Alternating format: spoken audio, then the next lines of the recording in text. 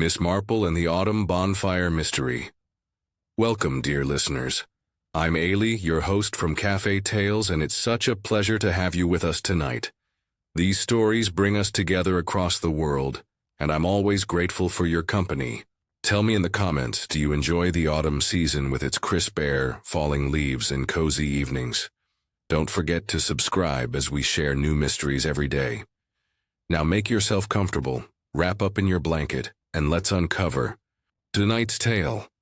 The November evening drew in early over St. Mary Mead, bringing with it the particular quality of mist that only autumn could provide. Miss Jane Marple stood at her cottage window, watching the villagers make their way across the green toward the bonfire field, their torches flickering like so many fireflies in the gathering dusk. The air carried the sharp scent of wood smoke, and something else, something that made her pause and consider. "Such a lovely tradition," murmured Mrs. Clement, the vicar's wife, appearing at Miss Marple's garden gate with her husband in tow. "Though I do hope the weather holds. These autumn mists can be so treacherous." Miss Marple collected her shawl and walking stick, joining the stream of villagers making their way to the festivities. The bonfire field lay just beyond the village, green, where a magnificent pile of wood and debris had been assembled over the past weeks. Atop it sat the guy, a splendid creation the children had labored over, complete with a shabby bowler hat and a coat with a carefully darned elbow patch. Lady Dolly Bantry swept through the gathering crowd with her characteristic energy, her camera in hand. "Jane, my dear, isn't it marvelous? The committee has outdone itself this year. The children raised nearly $3 with their penny for the Guy collections." Miss Marple nodded approvingly, though her keen eyes were already taking in the various personalities scattered about the field. Near the bonfire itself stood Oswald Crouch, the treasurer, a fussy little man with wire-rimmed spectacles who was consulting his pocket watch with evident concern. His thin voice carried across the field as he addressed anyone within hearing. 7:20 precisely," he announced. "We must maintain the schedule. The program clearly states 7:30 for the lighting." Ruth Elby bustled about her toffee apple stall, her cheeks flushed from the heat of her copper pan. Steam rose from the glossy apples she was dipping, filling the air with the rich scent of caramelized sugar. She called out cheerfully to passers-by, though Miss Marple noticed a certain tension in her manner, a way of glancing repeatedly toward the treasurer. "Toffee apples fresh made, get them while they're warm." Miles Ferrier stood in his designated area, at what he called the firing line, methodically arranging his boxes of fireworks with the precision of a man who took safety seriously. His weathered hands moved carefully among the Roman candles and Catherine wheels, and Miss Marple observed the way he positioned small sandbags to mark the proper distances. "Licensed fireworks operator," he announced proudly to anyone who approached too closely. 3 years without an incident, and I intend to keep it that way." Near the guy that secured the bonfire against the evening breeze, Counselor Ned Ashcroft worked with the efficient movements of his naval background. His knots were neat and professional. Each rope was checked twice with the thoroughness that years at sea had ingrained in him. "Wind shifting," he called to Crouch. "Might want to delay the lighting a few minutes if it keeps veering." From her stall, Mabel Finch looked up from counting the charity collection tins she had prepared, each decorated with her neat printing. The stationer took evident pride in her contribution to the evening's organization, and Miss Marple noticed how carefully she had prepared the programs, each one clearly stating the times for the various events. The children paraded past with their own small guys, hoping for a final few pennies before the main event began. Their excited chatter mixed with the crackling of the torches and the distant sound of more villagers approaching across the green. Lady Bantry raised her camera, snapping photographs of the scene. "For the parish album," she explained to Miss Marple, "though I do hope they come out clearly in this light." The guy looks particularly fine this year, don't you think? Miss Marple studied the figure atop the bonfire. Indeed, the children had done excellent work. The bowler hat sat at a jaunty angle, and the patched coat gave it a properly disreputable appearance. But as she breathed in the evening air, that curious sensation returned. Beneath the pleasant wood smoke and the sweet scent from Ruth's stall, there was something else, a faint top note that seemed oddly familiar, though she couldn't quite place it. "Burnt sugar," she murmured to herself, then shook her head. Of course there would be burnt sugar in the air with Ruth's toffee apples bubbling away. Dr. Haydock appeared at her elbow, his medical bag in hand, as always. "Evening, Miss Marple. Expecting casualties, you might ask? Well, with bonfires and fireworks, it pays to be prepared. Though I must say, young Ferrier seems to know his business." Inspector Slack moved through the crowd with the air of a man determined to enjoy himself, despite his professional instincts. "Peaceful enough evening," he commented to the vicar. "Nice to have a village gathering without any complications." 7:30 approached. The crowd began to press closer to the bonfire. Torches were raised and an expectant hush fell over the assembly. Crouch checked his watch once more and nodded to Lady Bantry, who as patron of the committee would have the honor of giving the signal. The paraffin-soaked kindling at the base of the pile gleamed wetly in the torchlight, ready to burst into flame at the first touch. The guy gazed down at the crowd with his painted smile, unaware of the spectacular fate that awaited him. Miss Marple found herself positioned where she could observe both the bonfire and the various participants in the evening's festivities. Something about the scene troubled her, though she couldn't have said exactly what. Perhaps it was simply the way autumn mist played tricks with perception, making familiar things seem strange and casting shadows where none should be. The smell of applewood smoke grew stronger as the moment approached, clean and sharp in the evening air. But still, underneath it all, that peculiar sweetness lingered. Burnt sugar carried on the wind, speaking of secrets she had yet to understand. "Light the bonfire," called Lady Bantry, and the torches moved forward toward their waiting target. The torches had barely begun their advance toward the waiting pile, when a sharp cry cut through the evening air, freezing every soul in the bonfire field. It was not the cheerful shout of celebration, but something altogether more alarming. A cry of genuine distress that sent ice through Miss Marple's elderly veins. "Help! Oh dear God, help!" The voice belonged to young Timothy Bardwell, one of the village lads who'd been hovering near the bonfire with the other children, hoping to witness the first dramatic burst of flame. Now he stood pointing with a trembling finger toward the base of the great wooden pile, his face white as parchment in the torchlight. The crowd surged forward as one, torches wavering dangerously until Inspector Slack's authoritative voice cut through the confusion. "Stand back, everyone, stand back, form a circle if you please." Miss Marple found herself pressed against Dr. Haydock, both of them straining to see what had caused such alarm. There, crumpled at the base of the bonfire near one of the guy rope stakes, lay the unmistakable figure of Oswald Crouch. His wire-rimmed spectacles had fallen askew, and even in the uncertain light, the dark stain spreading from beneath his head was clearly visible.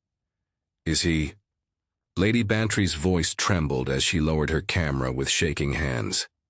Dr. Haydock was already pushing through the circle, his medical bag clutched tightly. Miss Marple watched as he knelt beside the fallen treasurer, his experienced fingers checking for signs of life with gentle efficiency. The silence stretched unbearably until the doctor looked up, his face grave. "I'm afraid Mr. Crouch is beyond help," he announced quietly. "The blow appears to have struck his left temple. From the position in the wound, I should say he fell, and struck his head against that low oak bracing timber there." Inspector Slack moved closer. His holiday mood evaporated entirely. "When did this happen? Did anyone see him fall? Counselor Ned Ashcroft stepped forward, his navel bearing evident even in distress. I saw him heading toward the windward guy rope not 5 minutes past. He said he wanted to check the tension. The wind had veered, you see, and he was concerned about the stability of the stack. At 7:25 precisely, added Mabel Finch, consulting her neat pocket watch. I remember because I was just finishing the count of the collection tins when I noticed him walking that way. Miss Marple found herself studying the scene with the peculiar clarity that often came to her in moments of crisis. Something about the arrangement of poor Mr. Crouch's body struck her as not quite natural, though she couldn't immediately identify what it was. She moved as close as Inspector Slack would permit, her keen eyes taking in every detail. The guy rope stake stood firmly embedded in the damp turf, its securing rope taut, and properly knotted in what she recognized as Ned Ashcroft's professional style. The low oak bracing timber Dr. Haydock had mentioned was indeed positioned at a height that could cause such an injury if a man fell against it. And yet, Inspector, she ventured quietly, might I have just a moment? Slack glanced at her with resignation. Experience had taught him that Miss Marple's observations, however eccentric they might seem, were often worth heeding. He nodded, curtly. Miss Marple knelt carefully beside the still form, her arthritic joints protesting. What had caught her attention was the sleeve of Mr. Crouch's overcoat. Despite the heavy dew that had settled over everything in the field, creating a dampness that clung to clothing and made the grass treacherous underfoot, there was a distinctly dry patch beneath the treasurer's left arm. How curious, she thought. If he'd fallen here some minutes ago, surely the moisture in the air would have penetrated the fabric by now. She touched the material gently. It was not merely dry, but seemed to have been protected from the damp entirely, until very recently, as she adjusted her position to see better. Her fingers brushed against Mr. Crouch's right cuff. Something gritty clung to the fabric. A fine, pale sand that seemed quite out of place on a man who had supposedly been walking across the grass field to check a rope. She rubbed a small amount between her fingers, noting its particular texture and color. Curious, she murmured to herself. What's that, Miss Marple? Dr. Haydock had finished his initial examination and was preparing to have the body moved. Oh, nothing immediately significant, I'm sure. Though I do wonder, this sand on poor Mr. Crouch's cuff. Rather like the ballast material used in those firework tubes, wouldn't you say? Miles Ferrier, who had been standing at the edge of the circle, looking thoroughly shaken, started slightly at her words. Sand. Well, yes, I do use sand for weighting and positioning. Keeps the Roman candle steady, you understand. But I don't see how poor Oswald would have... He stopped, frowning. Would have what, Mr. Ferrier? Inspector Slack's attention was now focused on the fireworks operator. Well, it's just that he hadn't been near my firing line this evening. Stayed well clear. In fact, fireworks made him nervous, and he preferred to keep his distance until the actual display. Miss Marple filed this information away carefully. If Mr. Crouch had not been near the fireworks area, how had he acquired sand that matched the material used there? And more puzzling still, why did his clothing show signs of having been in a dry environment when the evening mist had left its mark on everything else in the field? The lighting ceremony was naturally postponed. Lady Bantry made the announcement with admirable composure, though her voice carried a tremor of shock. The crowd began to disperse reluctantly, many lingering to peer at the scene and whisper among themselves about the terrible accident. Such a tragedy, Ruth Elby said, wrapping her shawl more tightly around her shoulders. And poor Mr. Crouch was so particular about safety. He checked everything twice, always saying we couldn't be too careful. Indeed, agreed the vicar, shaking his head sadly. He will be greatly missed, Such dedication to the village committees.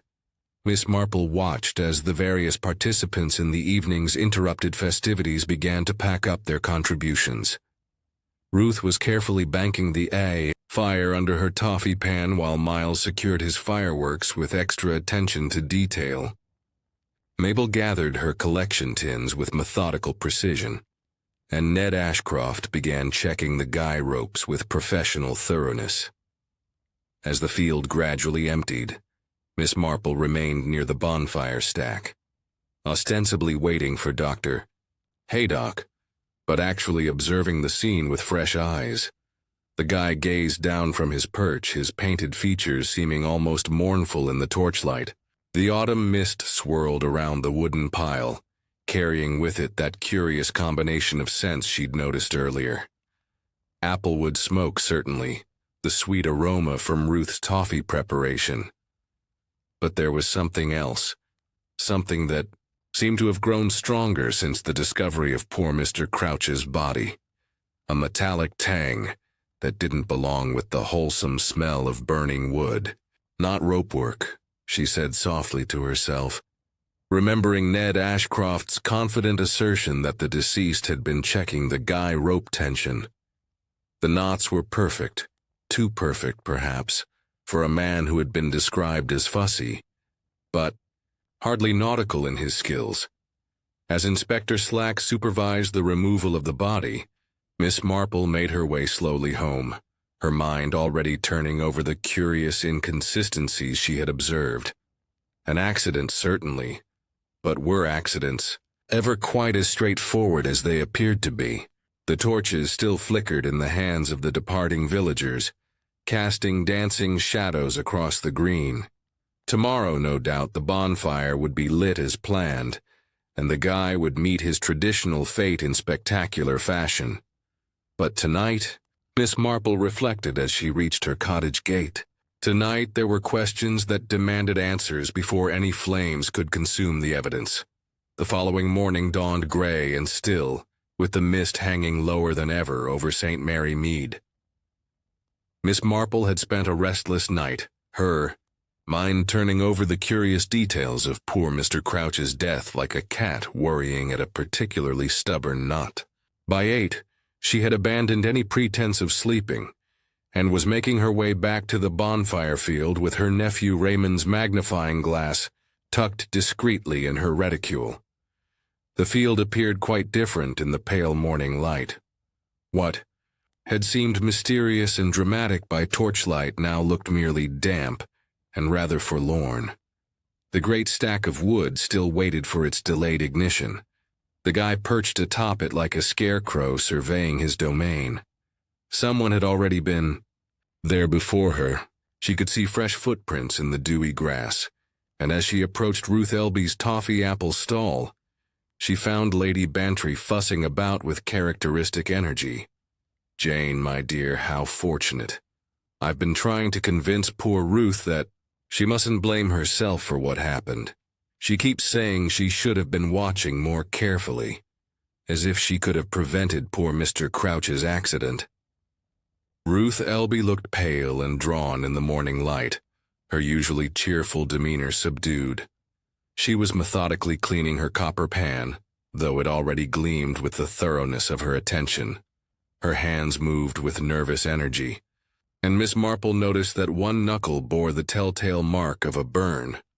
"Boiling toffee splash," Ruth explained, catching Miss Marple's observant gaze. "I'm forever doing it when I'm distracted. Last night, what with all the excitement and then that terrible business—" She trailed off, returning to her vigorous polishing. Miss Marple nodded sympathetically while her keen nose detected something that made her pause. The air around the stall still carried the lingering sweetness of caramelized sugar, but there was something more. A sharp, almost acid undertone that seemed quite distinct from the pleasant aroma of toffee making. "Such a lovely evening it was meant to be," she said gently, positioning herself where she could observe both Ruth and the bonfire stack. "I noticed how beautifully your toffee apples were turning out. The scent was quite delicious, even from across the field." "Oh, thank you, Miss Marple. Though I must say the wind played havoc with my copper pan, kept blowing the flames about something dreadful. I had to keep adjusting the position to keep the heat even."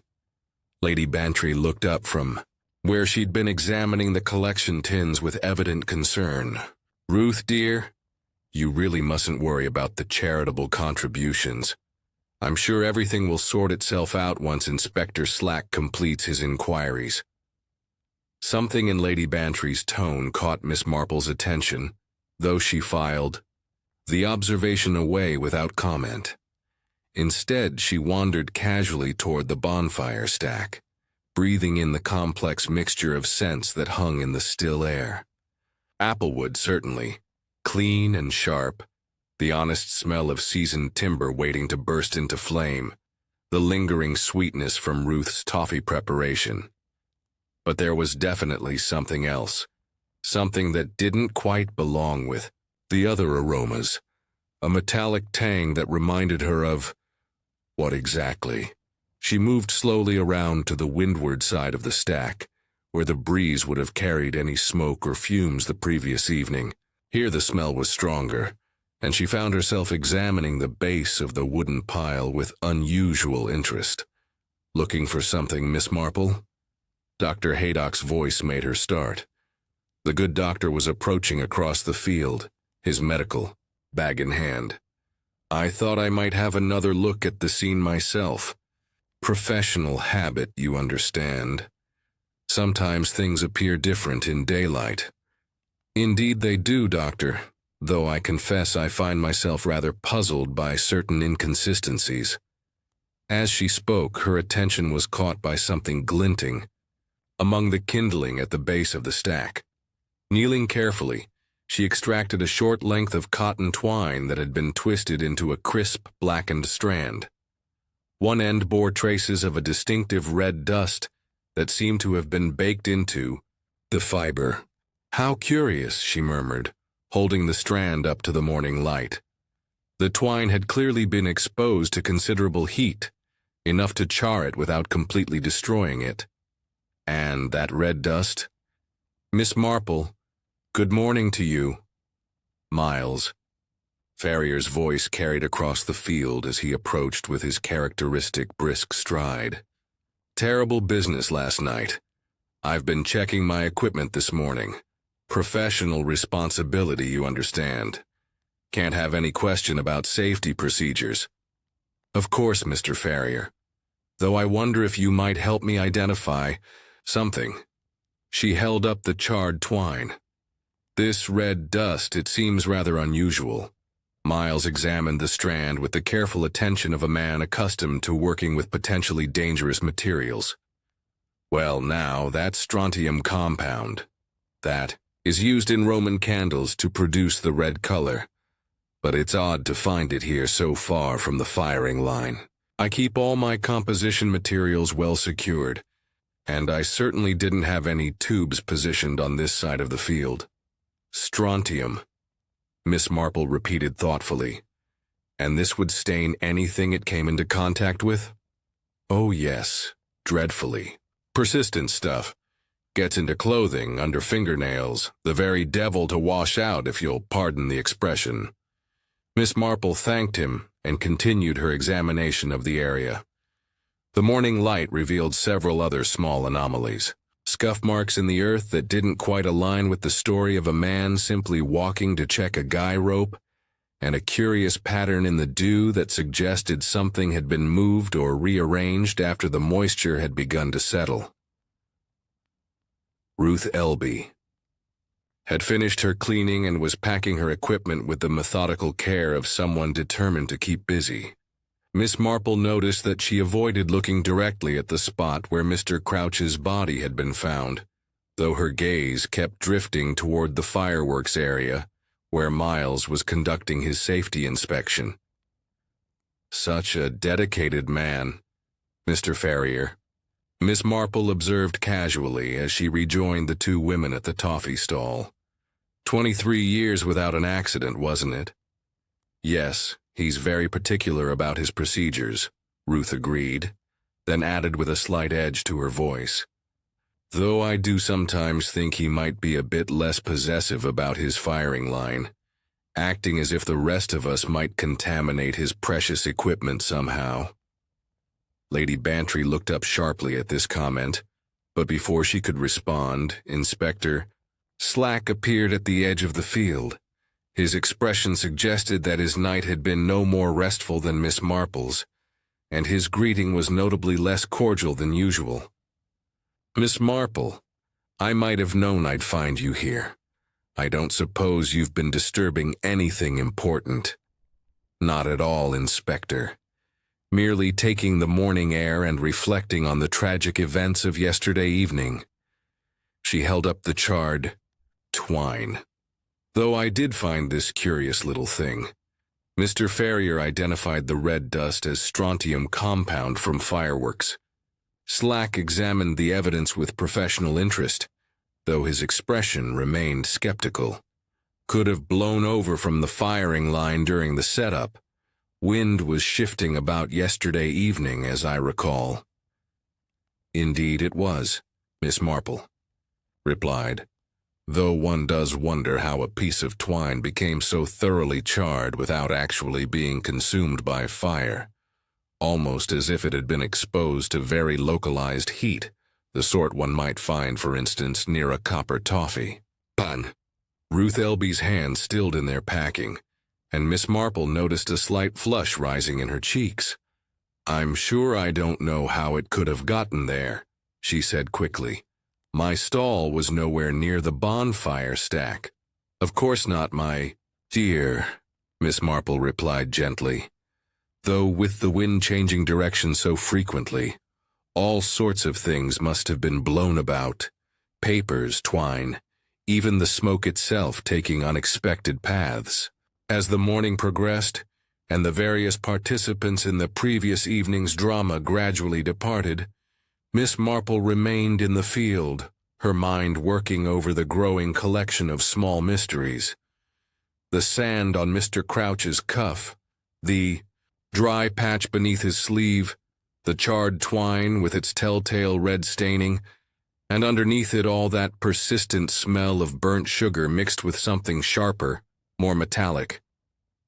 Separately, each detail might be easily explained away as coincidence, but taken together, they formed a pattern that suggested yesterday evening's tragedy might not have been quite the straightforward accident it appeared to be.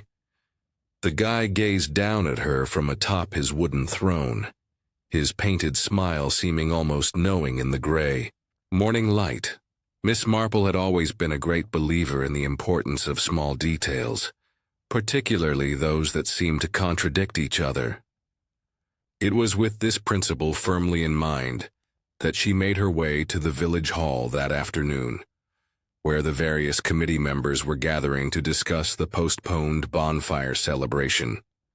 The hall buzzed with subdued conversation as villagers tried to balance their shock over Mr. Crouch's death with the practical necessity of rescheduling the evening's events. Miss Marple positioned herself near the notice board, where someone had pinned up one of Mabel Finch's carefully printed programs alongside Counselor Ashcroft's handwritten field schedule. The discrepancy leaped out at her immediately. Mabel's printed program, executed with her characteristic attention to detail, clearly stated, bonfire 7:30, fireworks 7:45. But Ned Ashcroft's chalked field board, which he remembered seeing prominently displayed near the bonfire stack, had read quite differently. Bonfire 7:45, fireworks 8 coup. A 15-minute difference. In the normal course of events, such a minor scheduling adjustment might pass entirely unnoticed, but in light of recent circumstances, Miss Marple found herself wondering exactly when this change had been made, and more importantly, why. "Counselor Ashcroft," she said gently, approaching the ex-naval man as he consulted his pocket watch with evident concern, "I wonder if I might ask you about the timing last evening. There seems to be some confusion about the schedule." Ned looked up, his weathered face creased with worry. Ah, Miss Marple.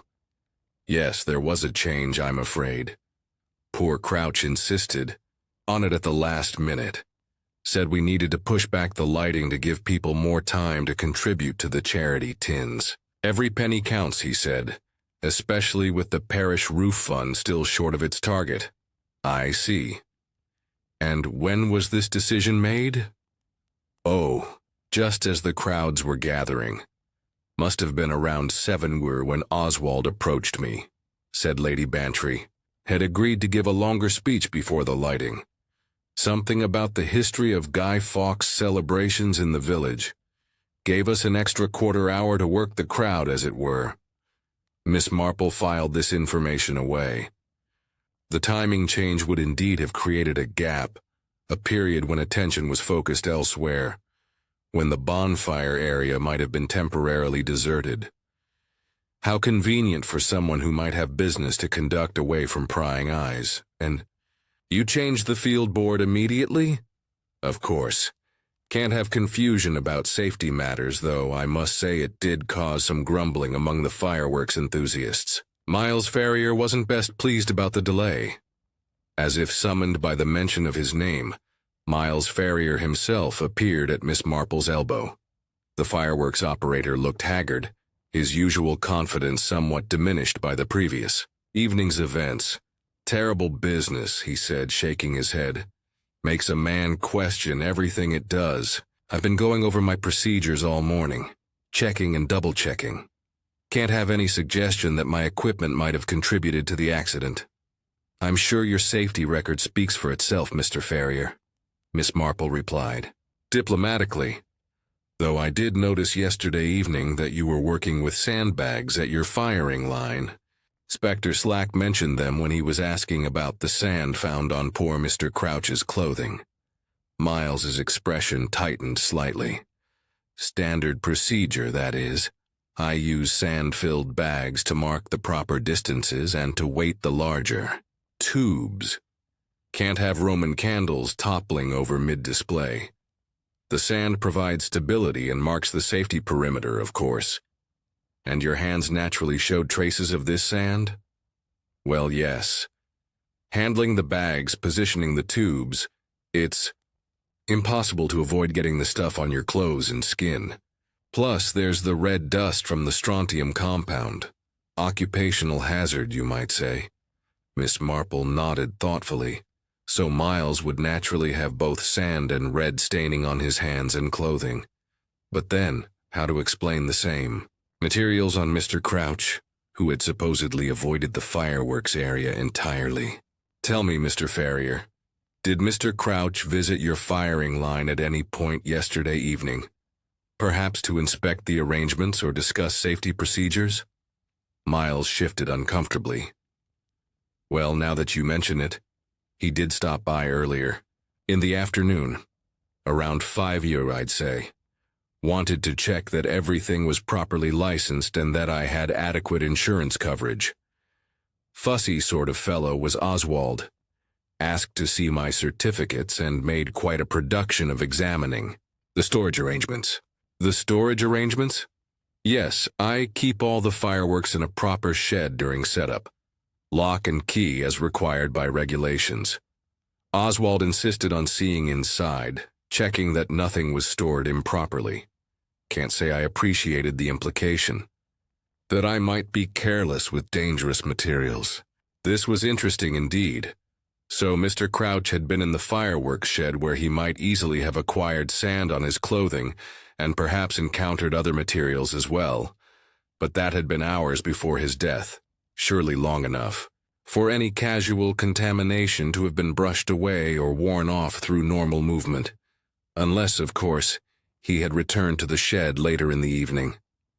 Mr. Ferrier, Miss Marple said carefully, was your storage shed locked during the evening's festivities? Certainly not. Against regulations to lock up while fireworks are in active use. I had the key with me, naturally, but the shed remained, accessible for safety reasons. Fire brigade requirements, you understand? Miss Marple understood a great deal more than Miles Ferrier might have intended to convey. an unlocked shed filled with materials that could explain the physical evidence found on Mr. Crouch's body, a 15-minute gap in the evening schedule creating an opportunity for private activities, and a man who, according to his colleagues, was growing increasingly concerned about financial irregularities in the village committees. She excused herself from the conversation and made her way to where Mabel Finch was collecting the unused programs. The stationer looked up with a wan smile as Miss Marple approached. "Such a waste," Mabel said sadly, indicating the stack of papers. "All that work for nothing, though I suppose we'll need new ones for whenever the celebration is rescheduled." "Your printing is always so professional, Miss Finch. I noticed the times were clearly marked.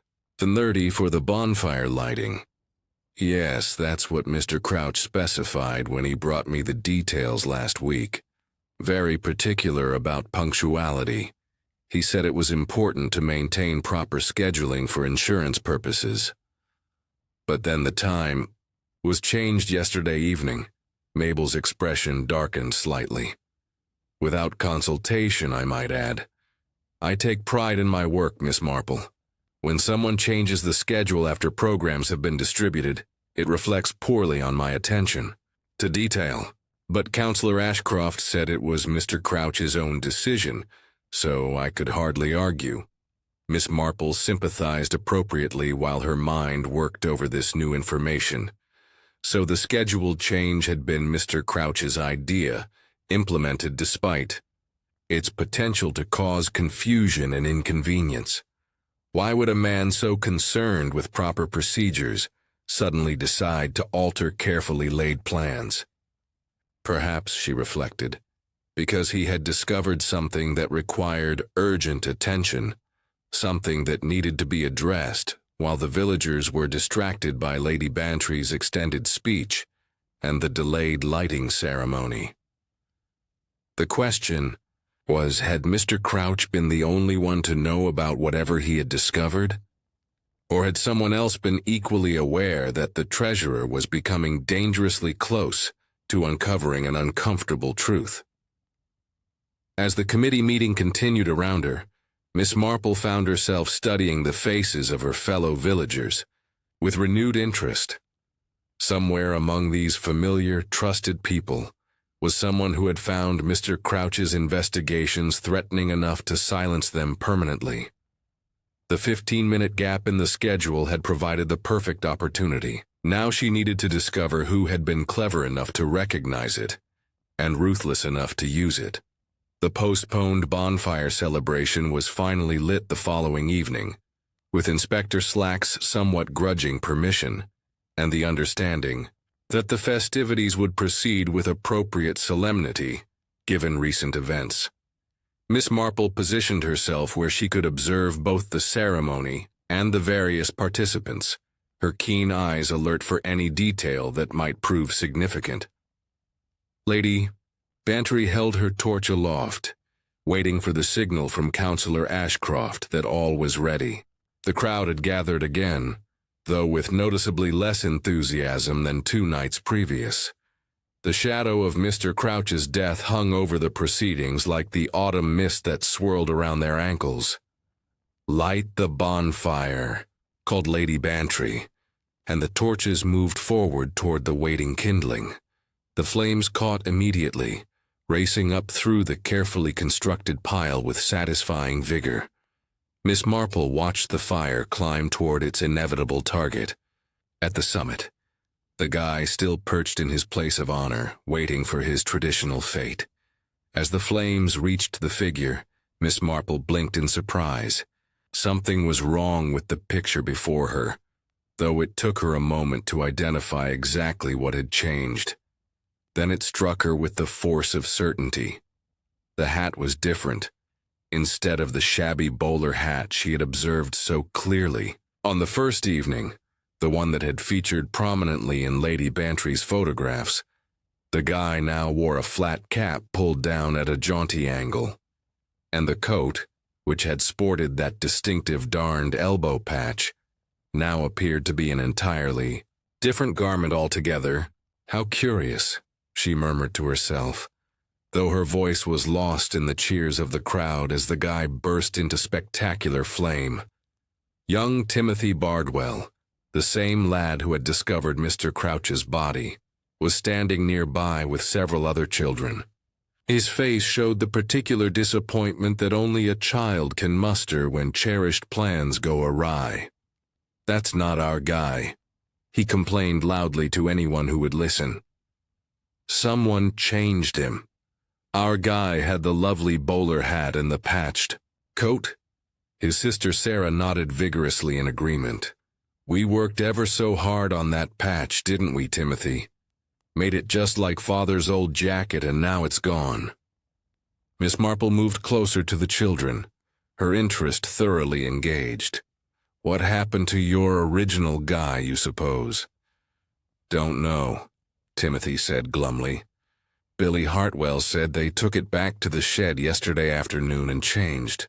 Because of the wind. But we never said they could change our guy. The shed? The fireworks shed behind the shelter. That's where they said they took it to keep it safe from the weather. But when they brought it back, it was all different." Miss Marple made her way through the crowd toward Ruth Elby, who was once again manning her toffee apple stall. The young woman looked considerably more relaxed than she had the previous morning, though she still bore that telltale burn mark on her knuckle. "Such a relief to have the celebration finally take place," Ruth said cheerfully as Miss Marple approached. "Though I must say there was quite a fuss about the guy earlier. The children were most upset about the change." "Yes, I heard something about that." "Do you know what necessitated the substitution?"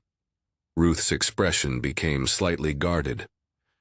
"Well, the wind had been so fierce yesterday, you see. There were concerns that the original might not be properly secured. Billy Hartwell and I helped carry it behind the shelter for safekeeping, and when we brought it back, we thought it best to use one of the spare figures instead, more suitable for the weather conditions." "How thoughtful of you, though, I imagine." The children were disappointed to see their careful work go unused. Oh, children adapt so quickly, don't they? And really one guy is much like another when it comes to burning. Miss Marple nodded agreeably, though her mind was working furiously.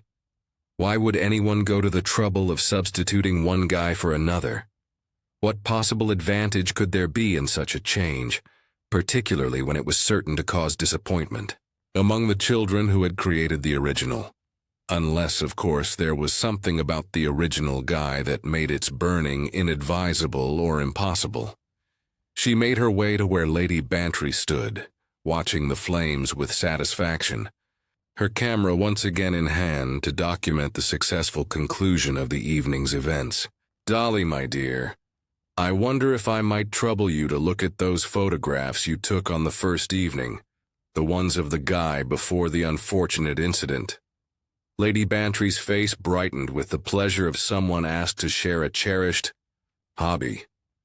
"Of course, Jane, I had them developed this morning. Really quite good considering the lighting conditions." She produced a small collection of photographs from her handbag, shuffling through them until she found the ones from the first evening. "Here we are. This one shows the guy quite clearly. See the bowler hat? And here's another angle that captures the patched elbow beautifully." Miss Marple studied the photographs carefully. There could be no doubt about it. The figure in these images was entirely different from the one currently providing such spectacular entertainment for the crowd. The bowler hat was clearly visible, positioned at exactly the angle she remembered. The elbow patch was distinct and well-defined, obviously the work of children who had taken pride in their creation. When were these taken exactly? Let me see. This one with the bowler hat was at 6:50 according to my notes. I always record the times for the parish album. And this other one was perhaps 5 minutes later, 6:55, well before the scheduled lighting time, and certainly before Mr. Crouch's death at 7:25. So, the substitution had taken place sometime After the photographs were taken, but before the eventual lighting ceremony. Dolly, you mentioned that you never authorized the change to the guy. Lady Bantry's expression hardened slightly. Certainly not. As patron of the committee, such decisions should have been referred to me. I was quite put out when I realized what had happened, though by then it seemed pointless to make a fuss. The damage, so to speak, was already done. Miss Marple thanked Lady Bantry for her assistance and moved away from the crowd, her mind turning over this new puzzle. Someone had deliberately substituted one guy for another during the confused period surrounding Mr. Crouch's death. The question was why. The most obvious explanation was that there had been something about the original guy that made its burning undesirable, something that needed to be preserved rather than destroyed. But what could possibly be important about a figure made from old clothes and straw? Unless, of course, it wasn't only old clothes and straw. Miss Marple recalled her observation about the burnt sugar smell that had seemed so persistent around the bonfire area. She thought about the timing of the substitution occurring during those crucial 15 minutes, when attention was focused elsewhere, and she remembered the nervous way Ruth Elby had responded to questions about the change. As the guy's remains collapsed into the heart of the fire, sending showers of sparks up into the dark sky, Miss Marple found herself wondering what secrets might have gone up in flames with the original figure, and what evidence might still remain of whatever had made its destruction so important to preserve. Dr. Haydock had spent the better part of 2 days refining his initial assessment of Mr. Crouch's death, and on the morning following the successful bonfire celebration, he invited Miss Marple to join him for tea while he shared his findings. The good doctor's study was lined with medical texts and anatomical charts, creating an atmosphere that might have daunted a less determined investigator. "I've had another careful look at poor Oswald's head wound," Dr. Haydock began, settling his spectacles more firmly on his nose. "My initial assessment was hasty, I'm afraid. The injury is indeed consistent with a blunt force trauma to the left temple, but the more I examine it, the less convinced I become that it resulted from striking that oak-bracing timber." Miss Marple set down her teacup with careful attention. "Oh, what makes you reconsider, Doctor?"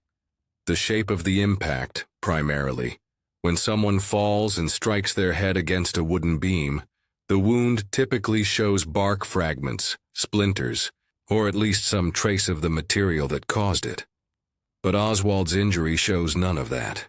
Instead, there's a very specific curved impression, almost like the rim of something round and metal, such as..." Dr. Haydock rose and moved to his desk where he had sketched a rough diagram of the wound pattern. "Well, if I had to hazard a guess, I'd say something like a pan rim. Heavy iron with a rolled edge, the sort of thing one might find in any well-equipped kitchen." Miss Marple found this information most illuminating indeed. A pan rim would certainly explain the peculiar nature of the wound, and it opened up entirely new possibilities regarding the circumstances of Mr. Crouch's death. "Have you shared this observation with Inspector Slack?" "I have, though I'm not certain he fully grasped the implications. He seems rather determined to view this as an unfortunate accident, despite the growing body of evidence that suggests otherwise." After taking her leave of Dr. Haydock, Miss Marple made her way to the village green, where she encountered Ruth Elby packing up the last of her equipment from the previous evening's celebration. The young woman looked considerably more cheerful than she had in recent days, humming softly as she cleaned her copper toffee pan with characteristic thoroughness. "Good morning, Ruth. I trust the evening went well for you." "Oh yes, Miss Marple. Much better than expected. Though I must say I'll be glad to have this pan properly cleaned and stored away. It's such heavy work managing the toffee making." Miss Marple examined the implement with interest. It was indeed a substantial piece of equipment, Heavy iron with a distinctly rolled rim that gleamed from Ruth's careful polishing. The sort of pan that would require considerable strength to wield effectively, and that could certainly cause significant damage if used as a weapon. Such a beautifully maintained piece, she observed, though I notice your stool frame has a small rust mark on one of the hooks. Has the pan been hanging there long? Ruth's hands stilled momentarily in their work. Oh, that old mark. I'm afraid. I'm rather careless about wiping things dry properly. The autumn damp gets into everything, doesn't it? Particularly with all the mist we've been having. Miss Marple nodded sympathetically, though she noticed that the rust stain appeared quite fresh, not the sort of weathering one would expect from long exposure to moisture, more the kind of mark that might result from hanging a damp or recently washed pan before it was completely dry. Her attention was caught by the approach of Miles Ferrier, who was making his final rounds to ensure that all fireworks debris had been properly cleared from the field. The pyrotechnic technician looked tired but satisfied, clearly relieved that his second attempt at the evening's entertainment had proceeded without incident. Miss Marple, good to see you. I trust you enjoyed the display last night? Indeed, I did, Mr. Ferrier. Though I find myself curious about something you mentioned earlier. The sand you use for your equipment. Would you mind showing me exactly how it's stored and distributed? Miles led her to the fireworks shed, a substantial wooden building that had clearly seen many years of service for various village storage needs. Inside, Miss Marple observed several canvas sacks of fine sand, one of which showed obvious signs of damage. I'm afraid that sack tore during transport, Miles explained, indicating a long split in the canvas. Lost quite a bit of sand from it, which is why I had to be careful about rationing what remained for the positioning weights. Miss Marple knelt carefully and examined the spilled sand that had accumulated around the damaged sack. The grain was indeed fine and pale, exactly matching what she had observed on Mr. Crouch's cuff 2 nights earlier. But if Mr. Crouch had been in this shed, and Miles had confirmed his afternoon visit, how had he managed to acquire sand on his clothing hours later, just before his death? Mr. Ferrier, you mentioned that Mr. Crouch inspected your storage arrangements during the afternoon. Did he handle any of your equipment directly? Well, yes. He was quite thorough in his examination, picked up several of the sandbags, checked the weight distribution, even insisted on examining the tubes themselves. Got his hands quite dusty in the process, though I offered him a cloth to clean them. And you're certain he didn't return to the shed later in the evening? Miles frowned thoughtfully. I couldn't say for certain. The shed was unlocked during the festivities, as I mentioned, and there was that period when everyone was distracted by the schedule change and Lady Bantry's extended speech. Someone could have entered without my noticing. This was precisely what Miss Marple had hoped to. Here, the shed had been accessible during the crucial 15-minute gap, providing both privacy and access to materials that could explain the physical evidence found on Mr. Crouch's body. As she prepared to leave the shed, her attention was caught by something glinting on the floor near the damaged sand sack. Bending down, she retrieved a small shard of what appeared to be hardened toffee, its surface bearing traces of the same red dust she had observed on the charred twine. How very curious, she murmured, holding the fragment up to the light. The toffee was clearly old, hard and brittle rather than fresh, and embedded within it was a single grain of the distinctive pale sand. Miles examined the shard with professional interest. That strontium compound mixed right into the sugar. How the devil did that get there? Miss Marple wrapped the evidence carefully in her handkerchief. I suspect, Mr. Ferrier, that someone has been using your shed for purposes rather different from fireworks storage.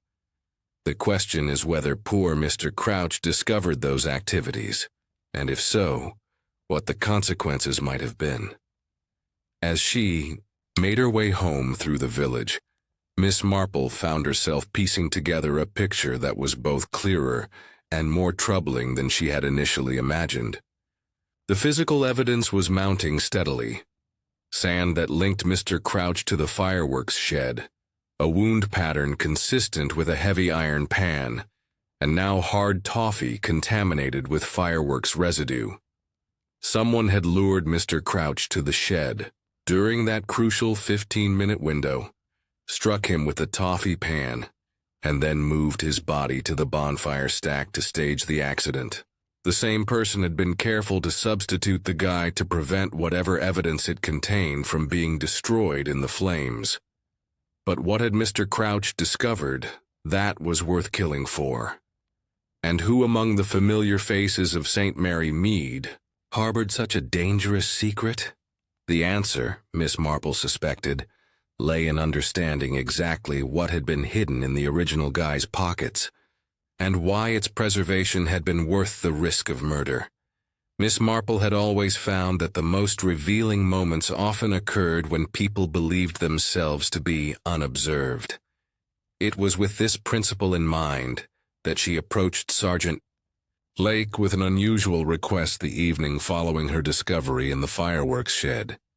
"I realize it may seem rather eccentric, Sergeant, but I have reason to believe that someone may return to the shed tonight, someone who has unfinished business there." Sergeant Lake, a young man who had learned to respect Miss Marple's intuitions, despite their unconventional nature, agreed to accompany her on what he privately considered a rather wild goose chase. They positioned themselves in the shelter of the old oak tree that provided an excellent view of the fireworks shed while keeping them concealed from casual observation. The November night was crisp and clear, with a thin moon casting silver light across the field.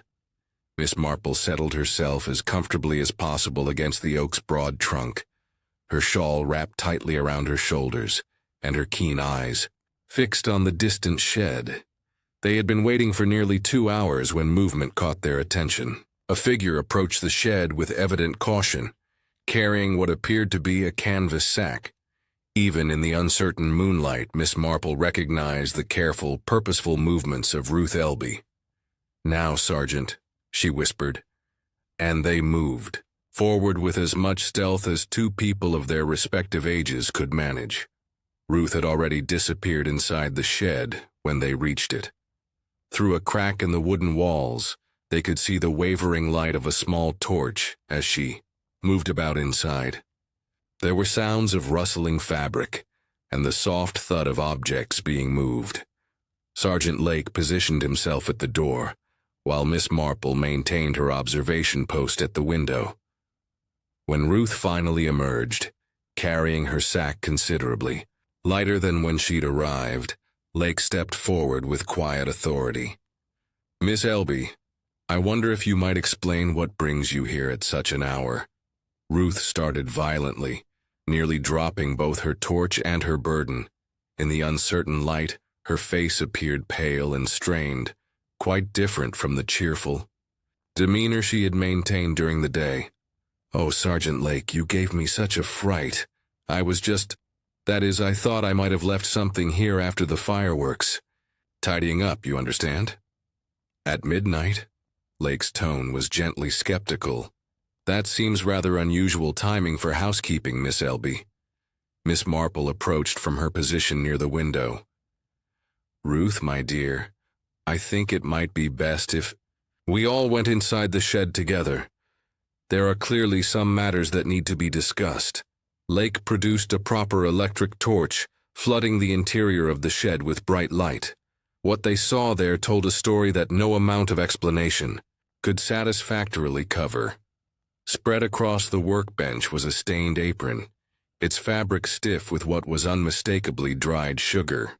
The hem bore traces of the distinctive red dust they had come to associate with strontium compound. Beside it lay a length of cotton twine, hardened with caramel and clearly charred at one end. But most damning of all was the hat, the original bowler hat that had crowned the children's guy.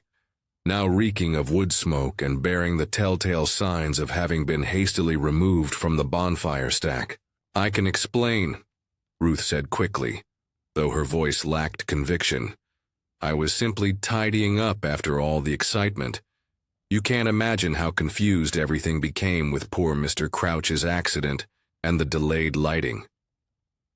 Miss Marple examined the apron with careful attention.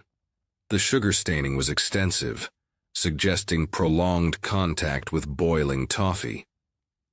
But more significant were the red traces that had been ground into the fabric, not the casual spattering one might expect from normal cooking, but the deliberate contamination that suggested intimate contact with fireworks materials.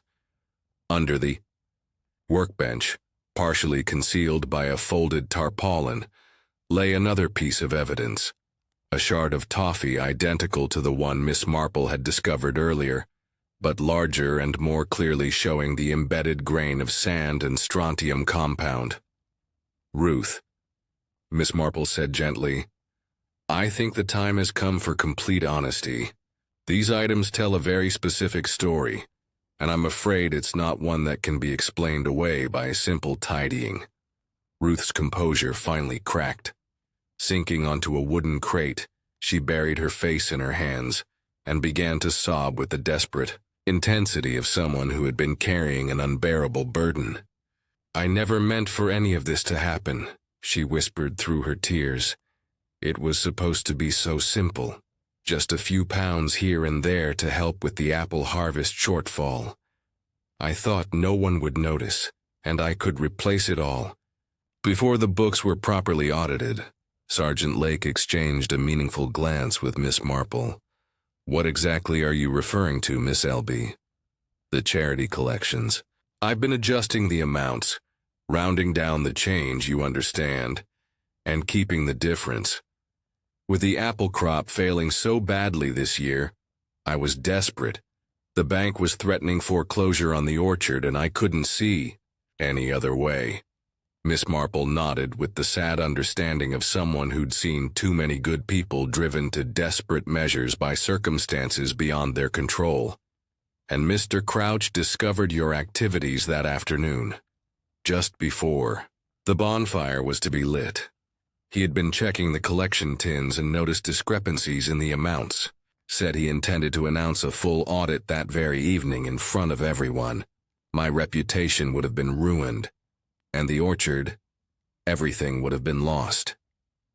The story that emerged in the following minutes painted a picture of escalating desperation and tragic miscalculation. Ruth had lured Mr. Crouch to the fireworks shed on the pretext of discussing the collection irregularities privately. In the heat of the moment, faced with exposure and ruin, she had struck him with a heavy toffee pan. "I only meant to stop him from speaking," she insisted, "just to buy time to think of something. But the blow was harder than I intended, and when I realized what I had done." The staging of the accident had been improvised quickly during the 15-minute gap created by the delayed lighting. Ruth had moved the body to the bonfire stack and arranged it to suggest a fall, but she'd been clever enough to realize that any evidence hidden in the guy would be destroyed by the flames, necessitating the hurried substitution that had so puzzled the children. "The papers were in the guy's pockets," she admitted. "Ledger pages showing the real collection amounts. I had hidden them there temporarily, thinking they would be safely destroyed when the guy was burned. But then, with the delay and poor Oswald's accident, I realized I needed to retrieve them." As Sergeant Lake took Ruth into custody, Miss Marple reflected on the tragic irony of the situation. A few pounds stolen in desperation had led to murder, and murder had led to exposure far more damaging than any financial audit could have been. The fireworks shed stood empty now, its secrets finally revealed. But the cost of those secrets would echo through St. Mary Mead for years to come. Despite Ruth Elby's confession, Miss Marple found herself unable to dismiss a nagging sense that the full story had yet to be told. There were still gaps in the narrative that troubled her methodical mind, and she had learned long ago that incomplete understanding could lead to incomplete justice. It was with this concern that she rose at first light the morning after Ruth's arrest, and made her way once more to the bonfire field. The great pile of wood had burned down to a substantial mound of warm ash and charred timber, still sending wisps of smoke into the gray dawn air. Most people would have considered the site thoroughly exhausted of evidence. But Miss Marple had not lived through decades of village mysteries without learning that the most crucial clues often survive, in the most unlikely places. She had come prepared with her garden gloves and a small trowel from her potting shed, tools that served her well as she began a careful excavation of the ash piles on the leeward side, where the wind would have deposited the lighter debris.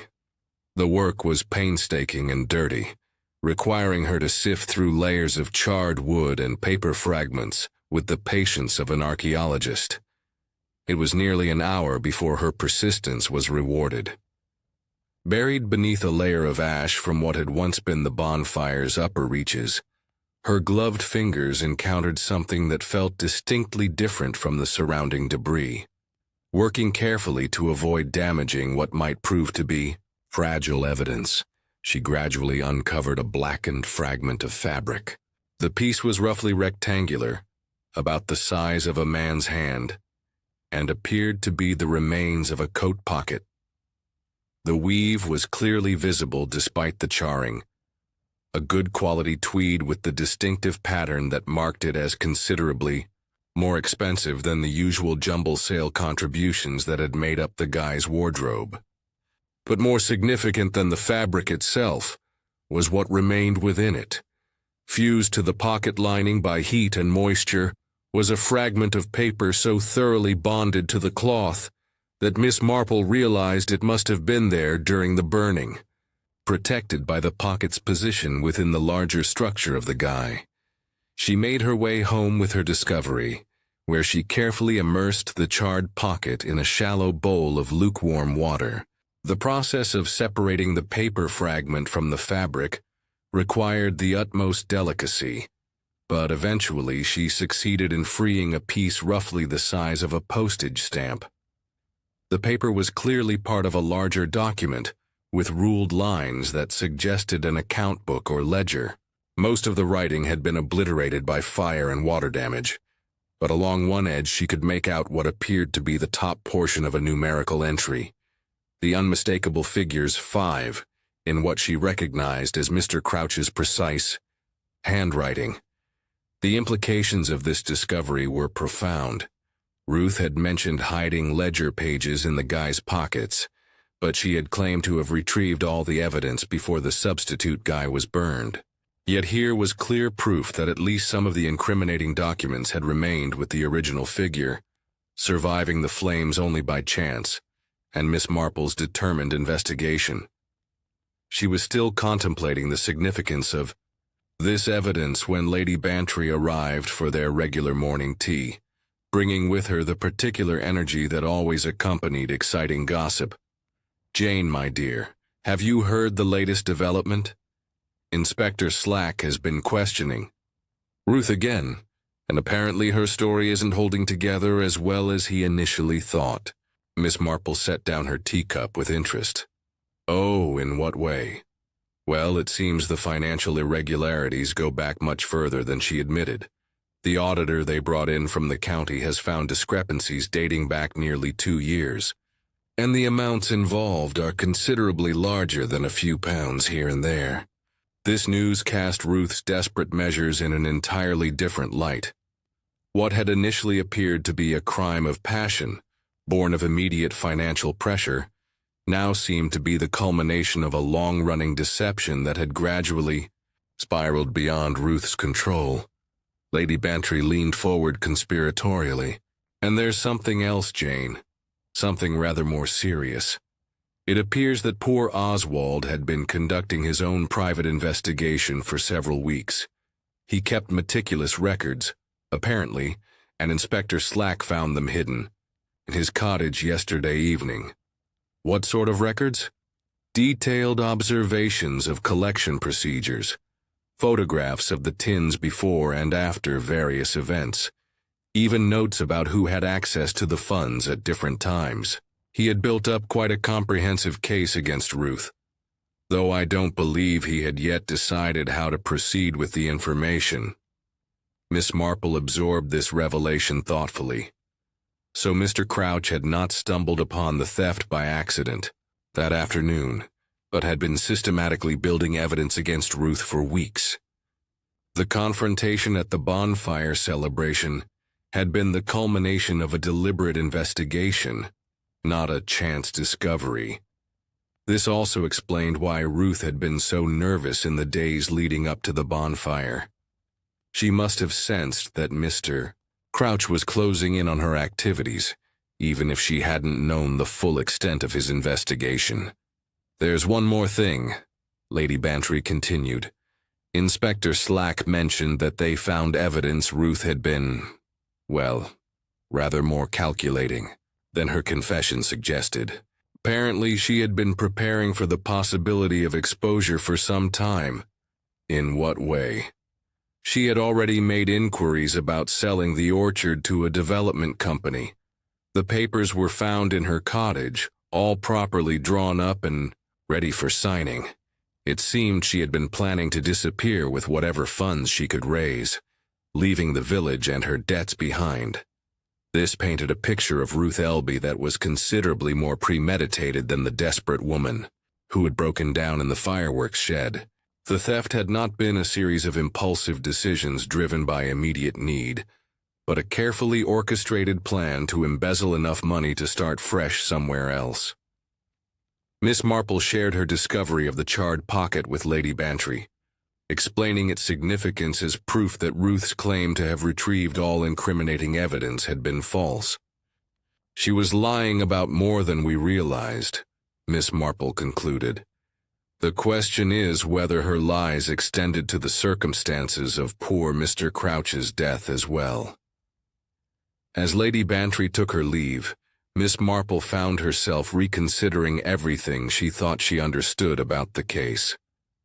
Ruth's confession had provided a neat resolution to the mystery, but the emerging evidence suggested that the truth might be considerably more complex and more damning than anyone had yet realized.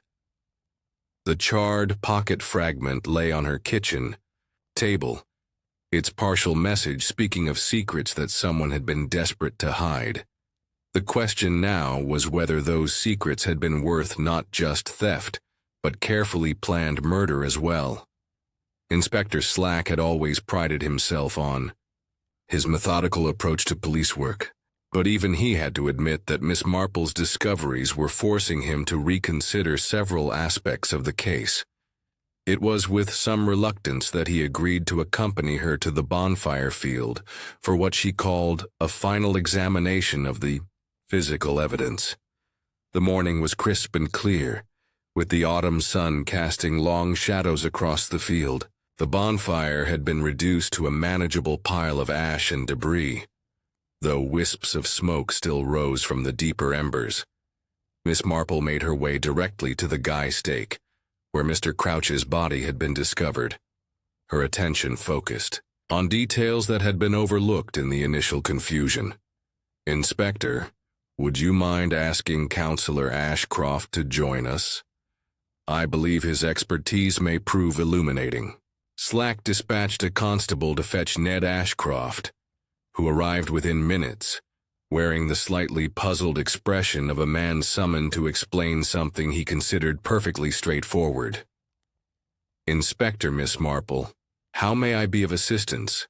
Miss Marple gestured toward the guy rope that secured the bonfire's remains. "Counselor Ashcroft, would you mind examining this knot for me? I'm particularly interested in your professional assessment of its construction." Ned approached the rope with the automatic precision of his naval training. His weathered hands moved over the knot with practiced familiarity, testing its security and examining its construction. After a moment, he straightened with a slight frown. "It's a bowline," he announced. "Properly tied, I'm pleased to say, quick to make and absolutely secure under load. The sort of knot any seaman learns to tie in the dark during a storm. And would you say this is your own work? Certainly. I set all the guy ropes myself yesterday afternoon, well before the evening's festivities began. Can't have the stack shifting in the wind. Safety first in all matters involving fire. Miss Marple nodded approvingly. Quite right. And tell me, Counselor, was Mr. Crouch capable of tying such a knot himself? Ned's expression grew puzzled. Oswald? Good Lord, no. Hopeless with rope work, poor fellow. I've seen him try to secure a tent at the church fete. Made the most dreadful mess of it. Called them ballet loops, and got quite flustered when they wouldn't hold properly. Always tied granny knots, and badly at that. Inspector Slack was beginning to see the direction of Miss Marple's inquiry. Are you suggesting, Miss Marple, that Mr. Crouch had no business checking this particular rope? Precisely, Inspector. If Counselor Ashcroft had already secured the guy ropes with proper nautical knots, and if Mr. Crouch was notoriously incompetent with rope work, why would he feel the need to inspect something that was clearly beyond his expertise? The implications of this observation were becoming increasingly clear. The official story that Mr. Crouch had been checking the rope tension when he slipped and fell relied on the assumption that such an inspection would have been both necessary and within his capabilities. But if the knots were already properly secured by an expert, and if Mr. Crouch knew himself to be incompetent with rope work, what had really brought him to that particular spot? There's another inconsistency, Miss Marple continued, producing her notebook. According to the witness statements, Mr. Crouch was seen walking toward the windward guy stake, but his body was found at the base of this stake, which is on the lee side of the bonfire. Ned examined the positioning more carefully. She's quite right, Inspector. The wind was coming from the southwest that evening, which would make this the sheltered side. If Oswald had been concerned about wind pressure on the stack, he would have gone to the stakes on the weather side, not here. Miss Marple watched as Inspector Slack worked through the logical implications of these observations. The location of the body, the nature of the knots, and Mr. Crouch's own limitations with rope work all pointed to the same conclusion. The story of the rope inspection was a fabrication designed to explain the treasurer's presence in a location where he had no legitimate reason to be. But if he wasn't checking the ropes, Slack said slowly, what was he doing at that stake? I believe, Inspector, that Mr. Crouch came to this location because someone asked him to meet them here. Someone who knew that during Lady Bantry's extended speech and the delayed lighting ceremony, this area would be relatively private and unobserved. The pieces of the puzzle were beginning to form a clearer picture. The 15-minute gap in the schedule had provided the opportunity, but someone had needed to ensure that Mr. Crouch would be in the right place at the right time.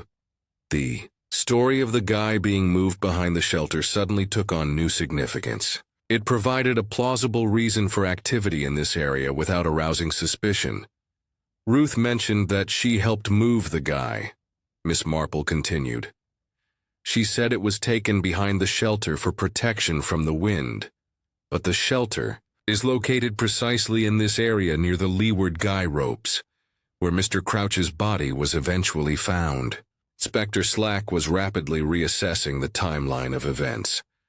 So you're suggesting that Ruth used the guy substitution as cover for luring Crouch to this location? I believe that's exactly what happened. The original guy, with its incriminating evidence hidden in the pockets, needed to be preserved rather than burned. Ruth used the pretext of protecting it from the weather to justify moving it to a secluded location. She then asked Mr. Crouch to meet her there, ostensibly to discuss the collection irregularities privately. Ned Ashcroft had been following this reasoning with growing comprehension. But that would mean the entire rope inspection story was fabricated after the fact, Someone would have had to move the body to this location and arrange it to suggest an accidental fall. Precisely. And given Ruth's demonstrated willingness to lie about other aspects of the case, I think we must consider the possibility that her confession, while substantially true, may not have included all the relevant details. As they prepared to leave the field, Miss Marple reflected on the complexity of human nature that could drive an otherwise respectable woman to such elaborate deceptions. The wrong knot had revealed the right truth, that Mr. Crouch's death had been neither accidental nor entirely spontaneous, but rather the culmination of a carefully planned sequence of events designed to silence a dangerous investigation while destroying the evidence it had uncovered. The guy might have burned at last, but the secrets it had contained were finally coming to light. The November air carried a raw chill across the green as Inspector Slack gathered the principal figures in what he called a necessary clearing up of accounts. The bonfire lay reduced to gray ash behind them, still whispering threads of smoke into the late afternoon sky. Around the circle stood Dr. Haydock with his medical bag, Lady Bantry with a camera clutched as if it were a shield, Counselor Ned, Ashcroft ramrod straight despite the damp, Miles Ferrier shifting uneasily in his heavy boots, Mabel Finch pale but attentive, the Clemens looking subdued, and Ruth Elby with eyes rimmed red from 2 nights of tears. Miss Marple, shawl fastened neatly at her throat, stood at the center, her gentle expression, so like that of any elderly lady about to ask whether one took 1 lump or 2, masked the unflinching clarity of her purpose.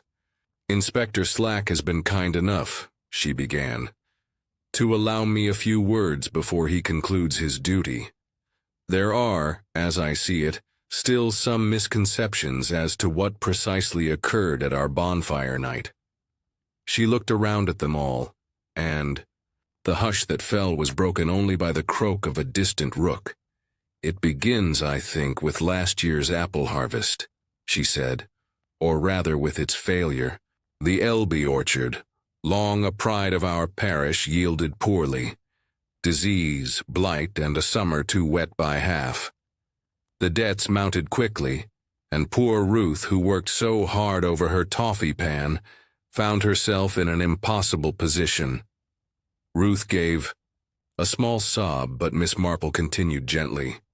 Faced with foreclosure and shame, she turned to the village's charity collections. A penny rounded down here, a halfpenny there, small sums hardly noticed. The tins jingled as merrily as ever, but the totals, carefully adjusted, provided a quiet supplement to keep the farm afloat. Mabel Finch's mouth tightened, but she said nothing. Miss Marple inclined her head slightly toward her. Of course, the programs were printed in good faith. The shortfall did not lie with Miss Finch, who merely transcribed the treasurer's figures. "Thank you, Miss Marple," Mabel murmured. But Oswald Crouch was nothing if not precise. He noticed the discrepancies. For weeks he had been collecting evidence, photographs, notes, even duplicate tallies. On the very evening of the bonfire, he intended to speak plainly. Ruth's small deceit would be laid bare before the whole village. Ruth's hands twisted together, as though she sought comfort from her apron hem, though the garment itself was locked away as evidence. And so, Miss Marple went on, Ruth acted. She contrived to lure Oswald to the fireworks shed on the pretext of checking the tins. There, amid sacks of pale sand and tubes dusted with strontium compound, she struck him on the temple with a heavy toffee pan. Dr. Haydock will confirm the injury bore the distinct curved impression of that rolled rim, Miss Marple added. The doctor gave a grave nod. Quite unmistakable. She dragged his body to the bonfire stack and arranged him near the guy ropes, concocting the tale that he had slipped while inspecting the knots. The trouble with that story, Miss Marple added, is that the knots were Counselor Ashcroft's handiwork, proper bowlines beyond anything poor Oswald could have tied or untied, and the windward side he was supposed to be examining was quite different from where his body lay. Ashcroft frowned. Just so, he had no call to be there. Precisely. Meanwhile, Miss Marple's voice softened. The incriminating pages from the ledger, Oswald's own tallies, had been tucked into the children's guy, the one with the bowler hat and the patched coat. Ruth believed the flames would reduce them to ash, and so she prepared to sacrifice the figure. But Dolly's photograph of that guy, taken not long before the accident, preserved the truth more faithfully than she intended. Lady Bantry gave a little start of pleasure at being thus acknowledged. Indeed, Jane, the hat and coat are quite visible. Yes, my dear, yet when the flames were finally lit, it was a different guy that burned, a flat cap, an unpatched coat. During the 15-minute delay so conveniently created by the revised timetable, Ruth contrived the substitution. One of the village boys helped carry the original behind the shelter, and when it returned, it had been replaced by a dummy. Thus were the ledger leaves preserved long enough to be retrieved. Miss Marple raised one delicate finger. We must not overlook the false trails. Miles Farrier, whose hands and garments bore red dust and sand, was innocent of all but his professional zeal. Such stains were inevitable in the work of fireworks. Councillor Ashcroft, whose knots were impeccable, was guilty only of competence. Miss Finch's printed programs were truthful to the figures she was given. Each appeared suspicious, yet each was blameless. Miles gave a relieved sigh. I told you so, he muttered, though his face remained strained.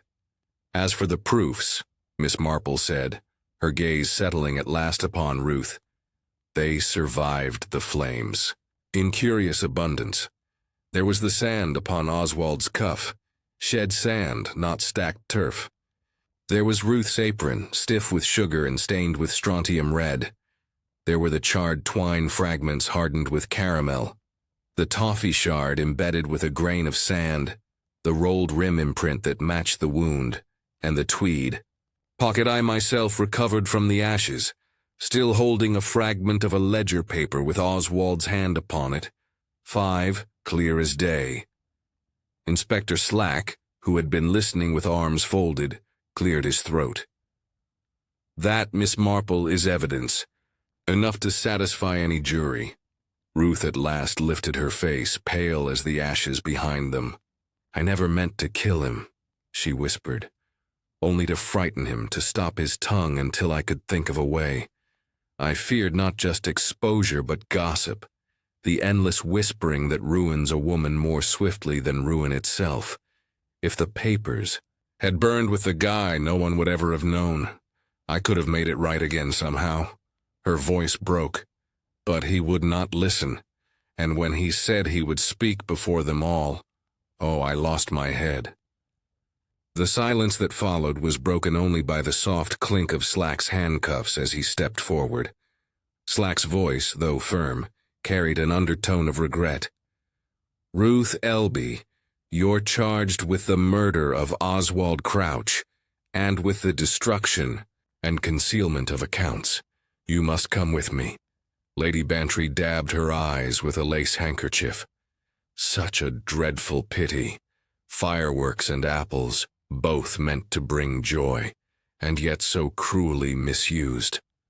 Miles Farrier, still shaken, muttered, I'll be drafting a new safety code. No stalls within 30 paces of my firing line. Not again. Ned Ashcroft nodded. And as for timetables, no more last-minute alterations. Fixed hours observed to the minute. Gaps breed mischief. Dr. Haydock shut his bag with a snap. We doctors can patch a wound but not undo folly. Poor girl. Mrs. Clement pressed her husband's arm, murmuring about prayer for forgiveness. The vicar, grave-eyed, agreed. As Ruth was led away, the remaining villagers stood watching the bonfire's final embers wink and fade against the darkening sky. Sparks drifted upward like wayward stars, dissolving into the gathering night. "Lady," Bantry lifted her camera, then lowered it again with a sigh. "Fire does so love a secret," she said softly. Miss Marple slipped Dolly's photograph of the bowler-hatted guy into her reticule, fastening the clasp with deliberate care. Her eyes, bright with that peculiar blend of sorrow and satisfaction, rested on the fading smoke. "Yes, my dear," she said, "but photographs love the truth more, and they don't burn as easily as people think." And with that, the village green fell, once more into silence, holding within its damp November air both the tragedy of one life lost and the quiet triumph of truth revealed.